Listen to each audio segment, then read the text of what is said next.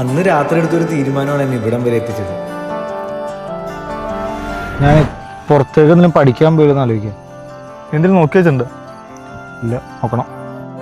ഇവനെ ഇതിനെ പുറത്തു പഠിക്കാൻ വിടുന്നേ വെറുതെ കാശ് കളയാൻ. യാത്രയിൽ വിരിഞ്ഞുരാത്രിയിൽ കാലങ്ങൾ കാൽപ്പാടുകൾ നിറങ്ങളായി എന്നിൽ.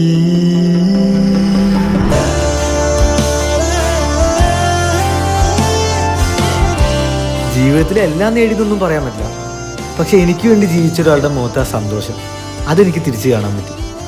അതിനപ്പുറം എനിക്ക് എന്ത് കിട്ടിയാലും അത് ബോണസാണ്.